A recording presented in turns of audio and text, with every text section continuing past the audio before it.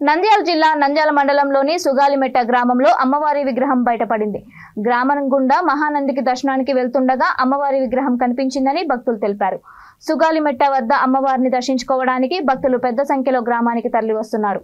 అమ్మవారికి టెంకాయలు కొడుతూ పూజలు చేస్తూ భక్తులు తమ మొక్కులు సమర్పించుకుంటున్నారు.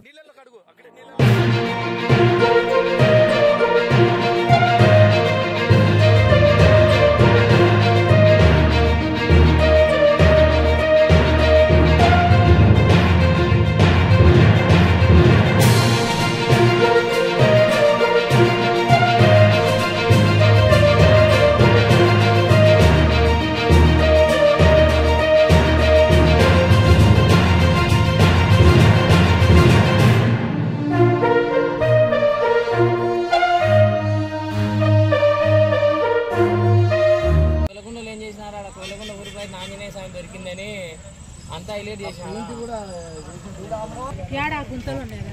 గుంతలు అంటే పొక్కలైతే లేపించినాడు. ఆ మనిషి మానంది పోతున్నాడు. మాది హైదరాబాదు. మా అబ్బాయి ఇక్కడ నంద్యాలలో ఉంటాడు. మా అబ్బాయిని పిల్లల్ని చూద్దామని వచ్చాను.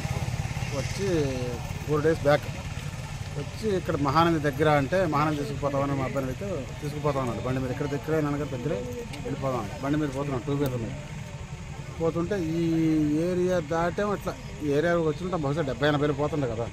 ఈ ఏరియా దాటి జస్ట్ ఎవరికెళ్ళేటప్పటికి ఎవరైనా నేను ఇక్కడ ఉన్నాను దాటి వెళ్ళిపోతున్నావు అనే వాయిస్ వినిపించింది నాకు. వెంటనే నాకు అరే వెనక్కి తిప్పి ఎవరు పలకరించాలని చెప్పి మళ్ళీ బండి వెనక్కి తిప్పాం. ఆ ఎదురైతే ఊరుంది అక్కడ దాకా వెళ్ళిపోయాం. అప్పటికే వెనక్కి తిప్పమని మా అబ్బాయి తీసుకొచ్చి నీకేమైనా వినపడుతున్నాను ఇక్కడికి వచ్చి నిల్చున్నాను, నీకేమైనా వినపడుతుందంటే మా అబ్బాయి నాకేం వినపడలేదు, నాకు మాత్రం వినపడుతుంది, నేను ఇక్కడే ఉన్నాను అని. ఎవరో తెలియదు, ఏమీ తెలియదు, ఇక్కడ ఉన్నానని ఇది చెప్తాను. సరే ఆ రోజు సాయంత్రం మళ్ళీ వచ్చాను నేను మా అబ్బాయి, మొత్తం తిరిగాం. వైబ్రేషన్ అయితే వస్తుంది తప్ప ఏ సౌండ్ లేదు. అలా అయిపోయింది. 2 రోజుల తర్వాత నేను మామూలుగా అమ్మవారి పూజ చేసుకుంటూ ఉంటాను. నాకు అమ్మవారి పూజ నాకు ఆల్రెడీ తెలుసు. మా అమ్మవారి పూజ చేసుకోవడం నేను అదే పని చేస్తుంటాను. ఇంకా అమ్మవారి పూజ చేసుకుంటాను. ఆదివారం నాడు తీయించమని చెప్పి ఎవరు నువ్వు ఎక్కడ ఉంటావంటే దాని అంబికాదేవి అని చెప్పింది. ఎక్కడ ఉంటానో ఇక్కడికి వచ్చాక చెప్తాను ఆదివారం. అలాగే వాళ్ళ పొద్దున మా అబ్బాయి ఫ్రెండ్స్ అందరూ వేసుకొచ్చాడు. ఒక 20 మంది 15 మంది ఫ్రెండ్స్ వచ్చారు. వాళ్ళందరూ వచ్చిన తర్వాత స్వామి ఎక్కడ అని అడిగితే ఇక్కడే కూర్చొని జపం చేశాను.